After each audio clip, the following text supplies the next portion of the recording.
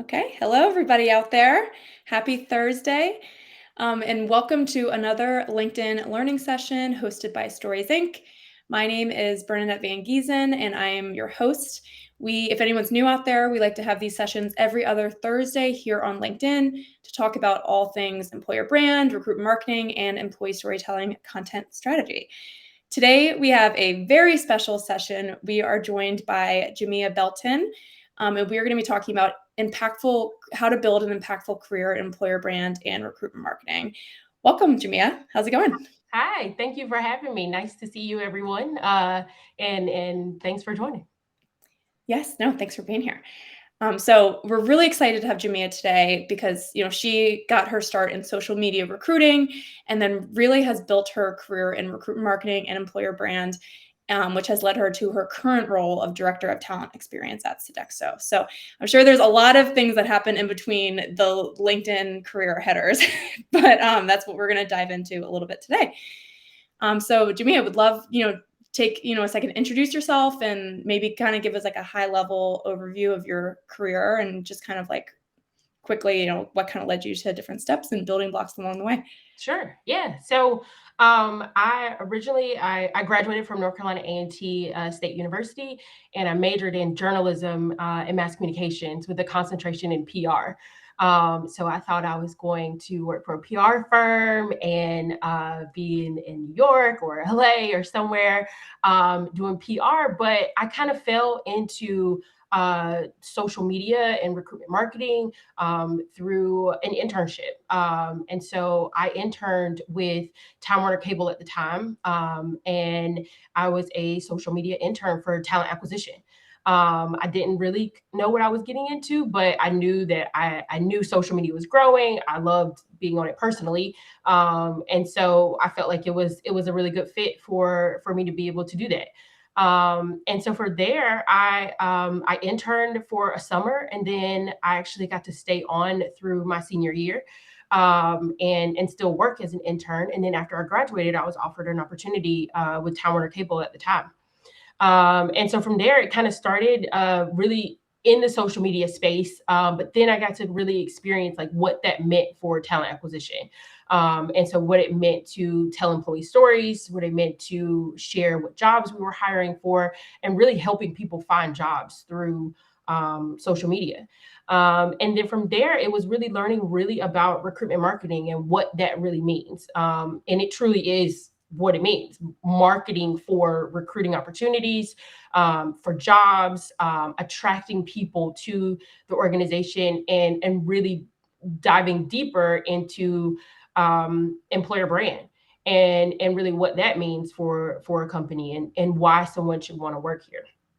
And so I loved it. I felt like I was able to share employee stories.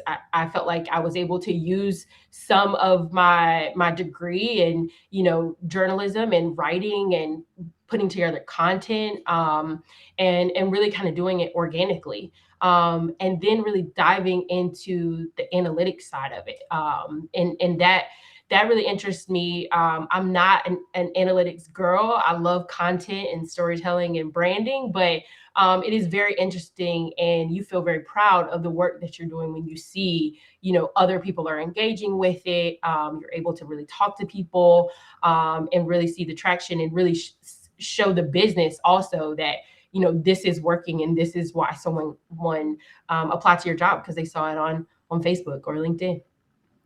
Yeah. So in that first kind of job, were you kind of part of a bigger team too? Yes. So I was a part of the talent acquisition team, but my team was at first it was the process improvement team, and we had recruitment marketing on that team, but it was within the larger talent and learning team. That's awesome. And I feel like that. I feel like you can go so many different ways when you're earlier in your career. Like I've worked with mostly small companies, and then I've had a lot of growth and experience of being able to kind of like take charge early. But then I Yep. also feel like there's so much benefit of being a part of that bigger team early in your experience. And you have, like established leaders and people who have been doing this work for a long time that can really kind of like introduce you to data, introduce you to new skill sets, and kind of like bring you into the fold. Exactly. Yeah. And I had a lot of that along the way. I had someone that I worked very closely with. We were definitely partners in crime with getting all of the social media and recruitment marketing off the ground for Time Warner Cable at the time. So I leaned on him a lot for just the knowledge and really understanding like how this actually works, and then diving into partnering with vendors and vendor relationships and building those partnerships. That was really important in the beginning, and really learning how to navigate that and feeling comfortable doing that was something that was really big, definitely starting out.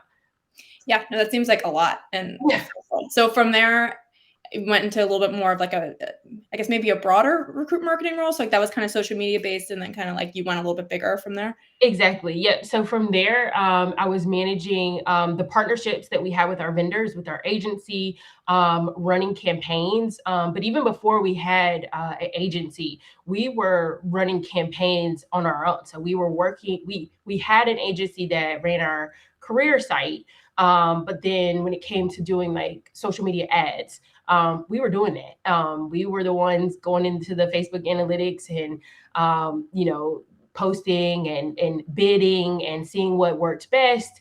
And so, yeah, my role kind of grew from there, with it going into more of a recruitment marketing like specialist, and then into a manager role. And at the time, I wasn't a people manager. As I kind of started going up the ranks a little bit, I was getting my feel for what it felt like to be a manager. So I was able to have an intern. And so then that was kind of cool to see like, wow, I was an intern and now I have an intern. And being able to teach somebody what you have learned or what you have done really shows how much you've actually learned. And so that was really cool to be able to share that knowledge with other interns that had no idea what recruitment marketing was or employer brand, and really kind of seeing them kind of blossom a little bit and like, oh wow, maybe this is something that I am interested in. But it was very cool to be able to run those campaigns on our own until we got an agency. And then from there it was like, okay, I know what I'm doing, my agency knows what they're doing, so now let's really make some magic and what we really want to do to be able to promote these roles. And being able to do it first on my own allowed me to see where I needed to really place the value, really allowed me to work closely with the business as well, to make sure that they are getting what they need. And so I kind of became like a liaison between the business and our agency. And that helped in a way so that the business or the agencies they're not working day to day with the business. They don't know what the true struggles are with hiring. So that allowed me to kind of dig into the data on our side, share that data with our agency, kind of come together and see what is really going to work best from a campaign perspective, from a budget perspective, and see really where our money needs to go to be able to get the hires that we need. So interesting. And I'm going to try to like weave little things that I'm learning from you along the way. So hopefully it's Sure. helpful for people out there. But, as we're thinking about like evaluating jobs and like building your career and things like that, I feel like that's such a unique experience that you had to be able to do the actual campaigns and then to kind of get the experience of managing vendors and creating an impact as that kind of liaison. Because it's like, but those are two very different things and kind of require like some different skill sets. Yeah. So as you moved, were there any kind of like challenges between that transition at all? Yeah, a little bit. Because in this space, things change so fast. And like I said in the beginning, I'm not an analytics girl. So I know what I know, and I really had to lean on our agency and our vendors to really be able to say, like, okay, tell me exactly how this is working. Because the business is saying, they're not seeing an impact from what we're doing. So we have to make sure this is actually working. And so it was a little bit of a challenge, because you're spending money at this point. And so, you need to make sure you're getting the bang for your buck. And so that was a little bit difficult for me, because it was like I'm trying to tell a story to the business of what is actually happening, what we're doing to support them. Then also I'm like, hey, agency, I need you to really help me, sell this story too. Like, so I have to understand it. So I think a learning curve for me really was the analytics piece, really understanding it for myself, and finding the story that made sense in the data for myself so that I could be able to share it back with the business. Do you have any tips for maybe anyone out there who's getting into their first role where they're going to be in this kind of vendor management position, or just any actions you took along the way to educate yourself on that data piece? Yeah. So I would definitely say, when you're working with a partner, I would be very clear on what the goal is for the business. And so, what are we really trying to see? What are we solving for? That was the biggest piece for me. Like, I needed to know, okay, what's the end goal? Now, let's back into this and see what we actually need to do. And so I would say definitely make sure you're clear on the end goal. Because when you're in this type of role where you are, a liaison between your colleagues and a vendor, you're relaying the message back to the vendor, and so you have to make sure you're extremely clear when you're going back to the vendor to say, this is exactly what we need, this is what we're missing, hey, this is not what I'm seeing from you, and feel comfortable saying that. You should feel very comfortable in saying, hey, no, we're missing the mark here. Let's try this one more time. Let's see, is there anything else that we could do? Hey, I did a little digging on my end and I saw that, some candidates came from, X site. Let's see what else we can do here. And really understanding it for yourself before you kind of, get yourself kind of stuck in like, what is actually going on? Like, the business saying this, vendor saying this, something is missing here. And so you have to be clear on that middle piece. You also have to be really comfortable being in the gray, because sometimes stuff just does not make sense. And that's okay. You have to really figure out what works best. And also, if you are an organization that has several business units, not every site, not every vendor is going to work for that business, for every business unit. So Indeed might work well for sales, but it may not work well for your customer service roles. So you just have to figure out, like, what are the sites, where are your candidates coming from, and really understand it for yourself so that you can really be that true voice for your business and a good partner to your vendor. Really good tips there. And I feel like if I had to kind of summarize that, it's that when you're in that kind of vendor management position, be an active player in that relationship. Definitely. Like, yep. You have a very big hand in the success between the end customer and the vendor there. Definitely. Awesome. So thanks for that. I didn't know we were going to get into that, but I think that's really interesting. Like, a lot of people out there are in positions where they're doing it all themselves, but then that vendor piece is a really important piece too. So I feel like it's just good skills to have. So I guess kind of taking like a different look at what it's like to build your career. So as you are kind of looking at different organizations and you're evaluating them, maybe when you're in that interview process, what do you look for in an employer brand? Like, how do you kind of evaluate, okay, this is a place where I can grow, or this is a place where I can make an impact? What did that experience look like for you? Yeah. So really looking at, what are they saying on social media? Social media is king. That's going to be end all. That's where people are going to share their honest opinions. LinkedIn, people looking comments. Like, people are going to say how they feel. And then Glassdoor, like, that is huge as well. But also, like, starting points when you're looking for a job, you may see the job on LinkedIn, but then you're going to start going down a hole. So you're going to go to the career site. So what does their career site say? What are they saying on there? Does it feel authentic? Are they using stock photos? Are they, using their real employees? Are they telling stories in a way that on their career site that really shows that, like, this is a real employee? And then the job descriptions, like, what are they saying in the job? How are they telling the story of their EVP throughout their job descriptions? And is it one that feels authentic? I think you can certainly tell from any type of content that a company puts out if it feels authentic or if it doesn't. If it feels like, it's something that hasn't been refreshed in a while, you could truly see that. And then also, like, when you are looking at what other people are saying, look how long someone has actually been at the company. And don't just look for people that are in management positions. Look at what frontline people are saying. Look at, if they've been there for a year, like, what was their onboarding experience like? You can kind of see that through, how they post on LinkedIn. If they're proud to join a company, or if they are, continuing to post throughout their, first 6 months or so. If you find someone that just joined a company, you can kind of get that feel from online.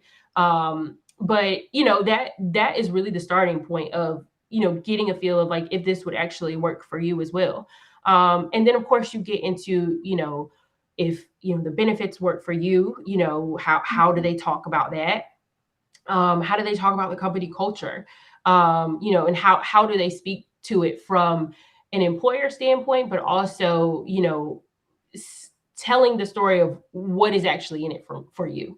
Mhm. And so I kind of try to find those bits and pieces. It's not always going to be clear. You're not always going to see it everywhere. But you will find it. You will start to see, like, oh, okay, like, they are consistently saying this, or they are consistently saying this in different ways, but it makes sense. And you get that real feeling and sense that, like, yes, this could actually work for me. Well, and it's like, I think that kind of exercise, and those are all really good tips there. Really what that does, it just would show you what you would be walking into. Because I think Exactly. there's a lot of employer brand, recruit marketing, talent acquisition people out there who they want a challenge. Like, they wanna go into a place that, like, maybe this is a great place to work, but they haven't built as robust of a recruit marketing strategy, or they haven't been able to update their assets in a while, and that's something that is really exciting to someone to go in. Exactly. Yep. Or if there's someone who, like, really just, like, loves to fine tune and have really successful campaigns and have a lot of strategic thinking around that, maybe you want something that has a little bit more built out and that you can go in and, like, fine tune and grow and iterate on. So it just is kinda Exactly. like understanding what's there and then kind of, like, evaluating with yourself what you're looking for. Exactly. And, like, for me, I knew that I wanted a challenge. I knew that I wanted to tell stories. Like, I knew at the heart of what I enjoy doing is sharing employee stories. I love, also helping people understand, like, why someone somewhere is a great place to work. And so, going into this role, I knew that I was going to be challenged in a way that, I would have to kind of level up a little bit, because in my scope, I have onboarding. So, like, I had never really kind of overhauled a full onboarding process from a talent experience perspective. I had touched a little bit of, hey, let's update, this here. Hey, we need to look at, our disposition emails. Let's make sure that looks good. Definitely did a lot of job description work, and making sure that, we're speaking in a way that conveys our employer brand.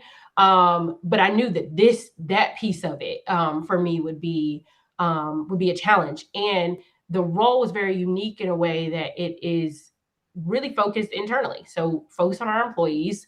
And a lot of my experience before was external, so candidate attraction. And so I knew that, like, this would be one that I would be challenged in a way that made me very uncomfortable, but I knew that it would be a good fit because I had that kind of foundation, of the candidate attraction piece, and then, being able to tell those employee stories. I knew that that would help me along the way as well. Mhm.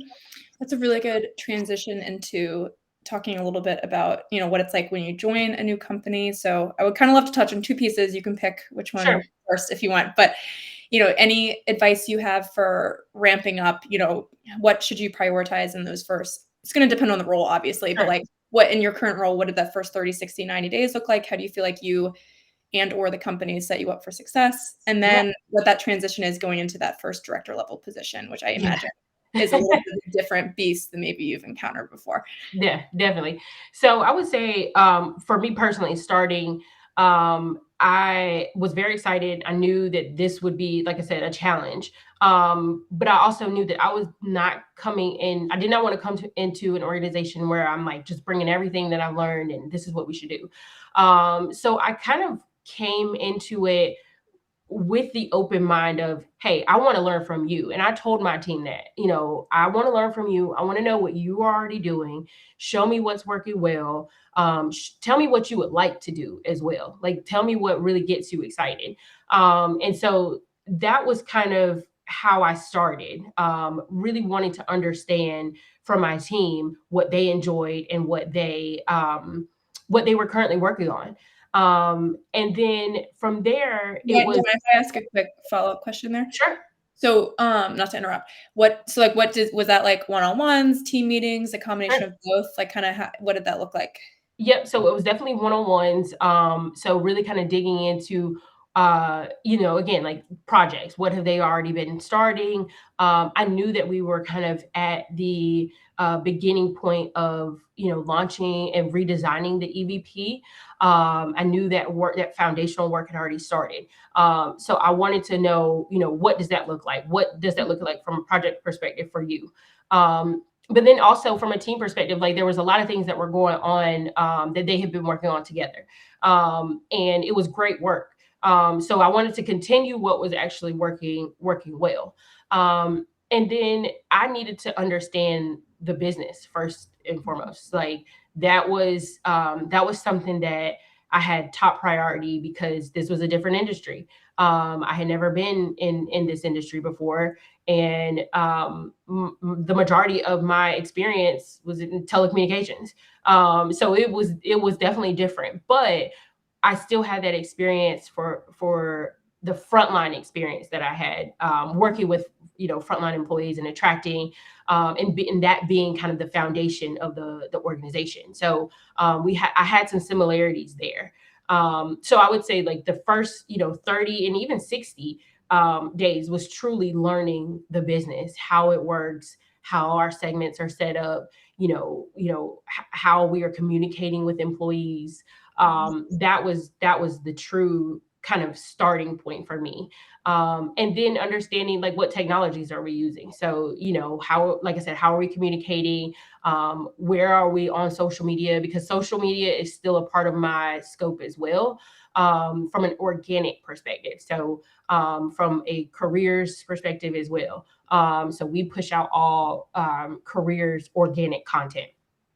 So I needed to understand like what that looked like and who was managing that, as well, so that we could continue things. Because when someone new starts, it feels like a little bit of a pause because you have to get ramped up, you have to learn the person, you have to learn your team, like all of that. So I wanted to make sure everything that was working well could continue to keep working well while I was getting ramped up. So my team did a very, very good job of helping me on board and helping me, learn the business and really get started. And then my larger team, that I'm on, they really helped me understand, who do we need to go to for this? Why have we been doing things this way? And the really good thing about our organization is that people have been here for a while, and they know, it's really good to kind of know the history and the backstory and what you used to do, and maybe you like it or you liked it and you don't do it anymore, or maybe we try to do it again in a new way. So it's really good to have that context from other employees that have been here much longer, than obviously me. So that was really kind of the foundation. And then I focused on small wins. So what could we do, that was an easy lift, that would be a really kind of a splash, but Mhm. a small win for us. And then so I focused on what I knew, and again, social media. So I went back to that and I said, okay, we manage this. Let's look at the content. What are we sharing on here? How are people saying that they are excited to join the company? And so excuse me, um my senior director shared an example of a graphic, an animation that she saw on social media, and was like, hey, can you look at this and see what you can do? And I was like, okay. And so I have someone that is really good on my team that is fast, and she likes to dabble in graphics. And so I said, hey, you think we could redesign this for our employees and see how we could really kind of shape this so that new hires can use this to share that they've joined the company. And so it turned into our I Said Yes animation, where our employees are able to take the little animation. It says, I said yes to Sodexo. We gave them social media instructions on how to post and and an example of what it could look like. And we said, hey, you're a new hire. Share this on LinkedIn that you've joined Sodexo, and share your own story. And so it went viral like instantly, because it was like, oh, I have something to actually use. I am excited to share this. I am excited to join a new company. And it was a small win, but it went so far, and we were all excited about it. And it's kind of it's continued to kind of spiral into other things. So we're like, oh, this was cool. This landed well. Let's see how we can do this in another way. And then we took a spin on it and used it for our current employees to say, why did you say yes to Sodexo? Why have you stayed? And to share that story, because when employees are actually sharing their own story, that is what is going to continue to amplify your EVP and your employer brand. And people believe people. So that was a really good win for us. And it was small. So you can always do something small in the beginning that will kind of give you the confidence to continue to do more things as you're kind of getting started and learning. That's such great advice, and thank you for walking through that example, because that's an awesome example. But I love what you said, small win and then focusing on what you know best, which Yep. was that content social media piece. So it's you have the confidence in this new job, let's not tackle the biggest, hardest problem when you're still figuring out how everything's working. Yep. And then that example is so perfect too, because it really brought your team together. And Yeah. I would think it probably earned more trust from them. They're like, oh, like Jamia is a team player. She's looking to work with us. She wants us to use our skill sets and things like that. That I feel like that also builds that team trust to be able to continue to move forward and tackle the kind of the harder stuff. Definitely. Yeah, definitely. And you had a great point, like not trying to tackle the things that, you aren't as confident in the very beginning. So kind of going back to my point on onboarding, I know that is a big part of my role. That is huge for our organization. But I knew I was not going to come in the first 30, 60, or 90 days and say, hey, this is exactly what I think we should do for onboarding, because I hadn't fully gone through my onboarding experience. Now it's kind of unique for me because I had to go through onboarding. So now I'm able to see, okay, what does this actually look like? And then I can kind of bring those ideas and kind of have my wheels spinning as I'm going through onboarding to say, okay, I love this. Maybe we switch this, maybe here's an idea we could do, and bring it kind of along the way, but not just jumping right into, tackling the biggest piece. Because I think that's one, kind of how you lose trust in yourself if something doesn't work like you thought it would. And you don't really start out with that confidence that you really need to kind of get started. Mm-hmm. So I think that covers a lot of like also entering a director role with working with your new team. I think there's some great tips there. Anything else from kind of like this first director level position of lessons learned or tips for anyone who's also entering their first leadership position? Sure. I would say, imposter syndrome is real. And it's normal. I would say it is something that if you've never experienced it, you don't really know like what that feels like. But if you do experience that going into a new role or a new leadership role, try to remind yourself of the things that you have done, the things that you have accomplished, and use that as leverage to kind of dig yourself out of that imposter syndrome. Going into a director role, it's like, oh my gosh, I'm a director. okay, so then in my mind, I'm thinking about all the directors that I've worked for on teams. So I'm like, well, how did they do it, and how what would they say? And you kind of get in your head a little bit, and I think that's normal. So I want everyone to know that that is something that is truly normal, especially going into a new opportunity, a new company. You just never know. And so for me, what helped me again was really remembering what I've done, the work that I've done, and what I enjoy. And so that kind of helped me get out of my own head, and not really compare to what I've seen, but also lean on the people that you've worked for. Pull out some of the things that you really enjoyed when you worked for that particular person. Even go back to them. I went back to so many people and said, "Hey, what do you think about this?" Or I feel this way. Did you feel this way? And so that helps as well. So you kind of have a work village that you've built over your career, and so you should lean on that, when you are starting new roles and new leadership roles, because you've never been here before, so you don't know what you don't know.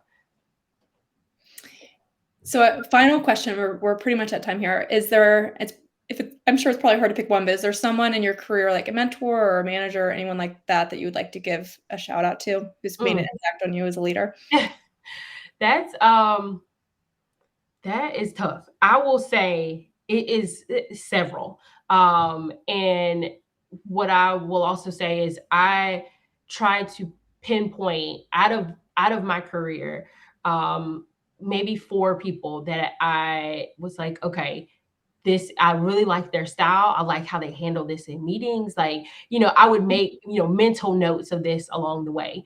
But I definitely have, I can't pick one. I'm sorry, but I do have, I can count on one hand, a good village, that I have, for my career. And I'm really appreciative of that. Yeah, I think that's a great tip too, that, you're gonna meet a ton of wonderful people throughout your career, and you Definitely. can learn specific things from so many people too, like how to handle that question in a meeting, how to delegate more effectively, whatever it is. So I think that's a great point. Definitely.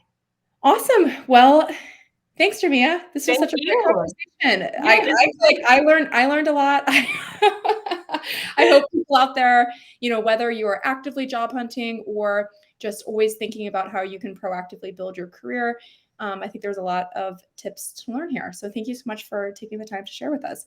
Thank you. Thank you for having me. This was great. Yes. So please connect with Jamia on LinkedIn, connect with me on LinkedIn. If you like sessions like this, follow Stories Inc. We have them every other Thursday here on LinkedIn. Thanks and have a great day, everybody. Thanks.